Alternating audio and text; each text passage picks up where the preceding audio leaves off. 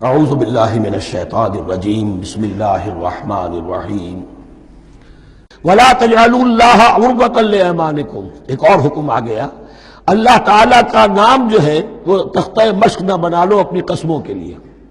قسم کھا بیٹھا، میں تو اللہ کی قسم کھا بیٹھا ہوں، اب یہ قسم کھا بیٹھا اس لیے میں یہ کام نہیں کر سکتا، چاہے وہ نیکی کا کام تھا۔ کسی وقت غصے میں آدمی آ کر قسم کھا بیٹھتا ہے۔ حضرت ابوبکر صدیق نے بھی قسم کھا لی تھی۔ مصطح ان کا ایک ایسا تھا مسلمان غریب کہ جس کی وہ مدد کیا کرتے تھے، لیکن مصطح بھی جب حضرت عائشہ پر تہمت میں ملوث ہو گیا تو حضرت ابوبکر نے قسم کھا لی کہ یہ بدبخت جس کی میں سرپرستی کرتا رہا یہ بھی میری بیٹی پر تہمت لگانے میں شامل ہو گیا، اب میں اس کی کبھی مدد نہیں کروں گا۔ یہ سورہ نور میں آئے گا، ان سے کہا گیا نہیں ایسا نہ کرو، تم اپنے نیکی کے دروازے کو کیوں بند کرتے ہو؟ قسم کھا لی، قسم کو کھول دو، کفارہ دو۔ وَلَا تَجْعَلُوا اللَّهَ عُرْضَةً لِأَيْمَانِكُمْ أَن تَبَرُّوا وَتَتَّقُوا، نیکی کا کام کرنے سے، تقویٰ کے کام سے رکنے کے لیے قسم کھا لینا۔ وَتُصْلِحُوا بَيْنَ النَّاسِ، اور اس سے کہ لوگوں کے مابین مصالحت کرو۔ اب آپ نے کسی دو بھائیوں کے درمیان جھگڑا تھا، مصالحت کی کوشش کی، آپ کی بات نہیں مانی گئی، اب اللہ کی قسم ہے صاحب اب میں آپ کے معاملے میں دخل نہیں دوں گا، اب میں تو قسم کھا بیٹھا۔ نہیں بھائی، اصلاح بین الناس جو ہے، اصلاح ذات البین، یہ کرتے رہو، اور ایسی قسم کھائی ہے اس کا کفارہ دے دو۔ واللہ سمیع علیم، اور اللہ تعالیٰ سننے والا اور جاننے والا ہے۔ لا یؤاخذکم اللہ باللغو فی ایمانکم، اللہ تعالیٰ مؤاخذہ نہیں کرے گا تم سے جو تم بغیر مقصد کے، بغیر عزم اور ارادے کے قسم کھا بیٹھتے ہو۔ یہ عربوں کا رواج ہے، واللہ باللہ کے بغیر ان کا کوئی جملہ شروع ہی نہیں ہوتا، تو یہ در حقیقت قسم کھانے کا ان کی اس وقت نیت نہیں ہوتی، بلکہ یہ ان کا ایک جس کو ہم کہتے ہیں تکیہ کلام ہے، ان کا ایک اسلوب ہے گفتگو کا، واللہ باللہ، تو اس پر مؤاخذہ نہیں ہے۔ وَلَٰكِن يُؤَاخِذُكُم بِمَا كَسَبَتْ قُلُوبُكُم، ہاں جو تم نے ارادہ کر کے، تمہارے دلی ارادے کے ساتھ جو تم نے قسم کھائی ہے، پھر اس پر مؤاخذہ ہوگا، اسے توڑو گے، اس کا ایک کفارہ ہے، وہ بعد میں آئے گا۔ وہ کفارہ جو ہے وہ پھر سورہ مائدہ کے اندر آ جائے گا۔ میں نے عرض کیا تھا کہ یہ اصل میں سورہ بقرہ میں بلو پرنٹ آ رہا ہے شریعت اسلامی کا، اور اس کے جو اصل چیزیں ہیں وہ پوری تکمیلی احکام وہ پھر آخر میں آئیں گے، کچھ سورہ نساء میں، کچھ سورہ مائدہ میں۔ واللہ غفور حلیم، اللہ غفور ہے، بخشنے والا ہے، اور حلیم ہے، فوراً نہیں پکڑتا، فوراً سزا نہیں دیتا، مہلت دیتا ہے کہ اصلاح کر لو۔ للذین یؤلون من نسائہم تربص اربعۃ اشہر، اب یہ بھی ایک قسم کھا لی جاتی تھی کہ کسی وقت کسی مرد نے، کسی شوہر نے قسم کھا لی اب میں اپنی بیوی کے قریب نہیں جاؤں گا، ناراض ہو گئے، غصہ آ گیا، میں تمہارے سے کوئی تعلق نہیں رکھوں گا، یہ ایلا کہلاتا تھا۔ حضور نے بھی ایلا فرمایا تھا اپنی ازواج مطہرات سے جب انہوں نے کچھ زیادہ نفقے کا مطالبہ کیا تھا کہ اب عام مسلمانوں کے ہاں بھی خوشحالی آ گئی ہے تو اب ہمارے اوپر یہ سختی کیوں ہے، ہمارا بھی جو نفقات ہیں، ہمارا جو خرچ ہے، وظائف ہیں، بڑھائے جائیں۔ اس پر حضور نے پھر ایلا کیا، اس کا ذکر ہے وہ بعد میں آئے گا۔ لیکن وہاں عام طور پر لوگ قسم کھا کے بیٹھ جاتے تھے، اب قسم کھا لی ہے، پچھتا بھی رہے، کیا کرے، قسم کھا چکے، اب بیوی کے پاس کیسے جائیں؟ اب وہ بیوی معلق ہے، نہ وہ شادی شداؤں میں ہے اور نہ وہ علیحدہ ہے، آزاد ہے۔ للذین یؤلون من نسائہم تربص اربعۃ اشہر، 4 مہینے کے لیے تو وہ انتظار کیا جا سکتا ہے۔ فإن فاؤوا، اس دوران میں اگر وہ لوٹے، اپنی قسم کو ختم کرے اور رجوع کر لے، تعلق کے زن و شوق قائم کرے، فإن اللہ غفور رحیم، تو اللہ تعالیٰ غفور و رحیم ہے۔ وإن عزموا الطلاق، اور اگر وہ طلاق کا ارادہ کر چکے ہوں کہ واقعتاً اب ان سے سپریشن ہی ہے، فإن اللہ سمیع علیم، تو اللہ تعالیٰ سننے والا، جاننے والا ہے۔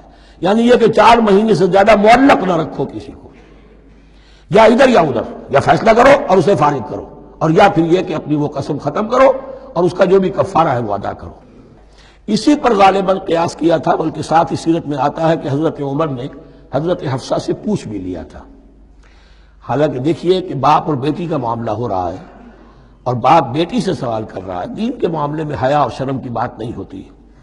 ان اللہ لا یستحی ان یضرب مثلا ما بعوضۃ فما فوقها، تو یہ کہ جو لوگ جہاد پر جاتے تھے، کوئی سال بھر گھر واپس نہیں آ رہا، اب ایک طرف تو ان پر مشقت ہے، وہ بیویوں سے دور ہیں، اہل و عیال سے دور ہیں، ادھر عورتیں جو ہیں وہ بغیر شوہروں کے جو وقت گزار رہی ہیں، تو پوچھا کہ کتنا عرصہ تم سمجھتی ہو کہ ایک عورت اپنی عصمت اور عفت کو سنبھال کر اپنے شوہر کا انتظار کر سکتی؟ تو حضرت حفصہ نے کہا 4 ماہ۔ اب میں سمجھتا ہوں شاید انہوں نے اسی پر کہا ہو کہ یہ معلق رکھنے کا حکم بھی قرآن مجید میں جو ہے زیادہ سے زیادہ اس کی مہلت 4 مہینے ہے۔ والمطلقات یتربصن بانفسهن ثلاثة قروء، اور جنہیں طلاق دے دی جائے ان پر لازم ہے کہ وہ اپنے جیوں کو روکے رکھیں 3 حیض تک، یہ عدت ہے۔ طلاق کے بعد 3 مہینے کی عدت ہے۔ اس عدت میں یا تو شوہر رجوع کر لے گا اگر 1 یا 2 طلاقیں ہیں، تیسری طلاق ہو گئی تو رجوع کا حق نہیں ہے، وہ بعد میں بات آ جائے گی، اور اسی میں چاہے تو اس کے بعد جب مدت ختم ہو جائے گی تو پھر اب شوہر کا حق ختم ہو جائے گا، اب وہ آزاد ہوگی، لیکن اس مدت کے اندر وہ دوسری شادی نہیں کر سکتی۔ والمطلقات یتربصن بانفسهن ثلاثة قروء ولا يحل لهن ان يكتمن ما خلق الله في ارحامهن، اور ان کے لیے یہ حلال نہیں ہے، جائز نہیں ہے کہ وہ چھپا لیں جو کچھ کہ اللہ نے پیدا کر دیا ہو ان کے ارحام میں۔ اگر حمل ٹھہر گیا ہے اور بیوی کو ڈر ہے کہ اب یہ شوہر تو طلاق دے دے گا، وہ اپنا حمل چھپا رہی ہے تاکہ پتہ ہی نہ چلے اس کو، کیونکہ وہ چاہے گی کہ بچہ میرے پاس رہے، بچہ بچی جو بھی ہو۔ ظاہر بات ہے کہ بچہ اور بچی جو ہے وہ ماں کے لیے تو جگر گوشہ ہے، اس کے جسم کا ٹکڑا ہے، اس کے جسم کا لوتھڑا ہے، تو وہ چھپانے کی ٹینڈنسی ہوتی ہے کہ وہ جھگڑا ہی نہ اٹھے۔ ولا يحل لهن ان يكتمن، ان کے لیے جائز نہیں ہے کہ وہ چھپائیں ما خلق اللہ فی ارحامہن، جو کچھ کے پیدا کر دیا ہے اللہ نے ان کے رحموں میں۔ ان کن یؤمن باللہ والیوم الآخر، اگر وہ فی الواقع ایمان رکھنے والی ہے اللہ پر اور یوم آخر پر۔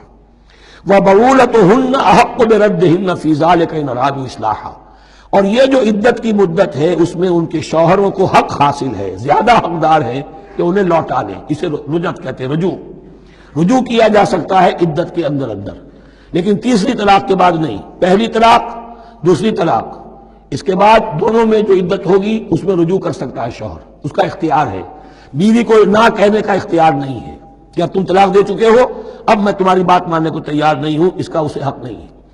اسے پھر وہ مرد کا جو حق ہے وَبَعُولَتُهُنَّ أَحَقُّ بِرَدِّهِنَّ، وہ زیادہ حقدار ہے کہ انہیں لوٹا لے، فی ذالک، اس مدت کے اندر ان ارادوا اصلاحا، اگر وہ واقعتاً اصلاح ہی چاہتے ہیں۔ وَلَهُنَّ مِثْلُ الَّذِي عَلَيْهِنَّ بِالْمَعْرُوفِ، اور ان کے لیے حقوق ہیں جو کہ مناسبت سے ہیں ان کی ذمہ داریوں کے۔ وَلِلرِّجَالِ عَلَيْهِنَّ دَرَجَةٌ، اور مردوں کو ان پر ایک درجہ فوقیت کا، ایک درجہ فضیلت کا، ایک درجہ حقوق کا حاصل ہے۔ واللہ عزیز الحکیم، اور اللہ تعالی زبردست ہے اور حکمت والا ہے۔ یہ آیت اصل میں اس زمانے میں بہت مس انٹرپریٹ ہوئی ہے اور بعض مترجمین نے بھی ترجمہ غلط کیا ہے، یعنی اس کا یہ ترجمہ کرنا لہن مثل الذی علیہن، ان کے بھی حقوق مردوں پر ویسے ہی ہیں جیسے مردوں کے حقوق ہیں ان پر، تو یہ تو مساوات ہو گئی، اور مساوات جو اسلامی شریعت میں مرد اور عورت کے درمیان، شوہر اور بیوی کے درمیان نہیں ہے۔ مراد کیا ہے؟ لام اور اعلیٰ کا جو استعمال ہوتا ہے عربی میں، لام کسی کے حق کے لیے اور اعلیٰ کسی کی ذمہ داری کے لیے۔ لہن، ان کے لیے حقوق ہیں، مثل الذی علیہن، جیسے کہ ان پر ذمہ داریاں ہیں۔ اللہ تعالیٰ نے جیسے ذمہ داری مرد پر ڈالی ہے ویسے حقوق اس کو دیے ہیں، جیسے ذمہ داری عورت پر ڈالی ہے اس کی مناسبت سے کورسپونڈنگلی پروپورشنیٹ جو ہے اس کو بھی حق دے دیے ہیں۔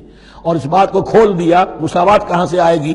جب کہہ دیا وَلِلرِّجَالِ عَلَيْهِنَّ درجہ، اور مردوں کو ان پر ایک درجہ حاصل ہے، فوقیت کا درجہ حاصل ہے۔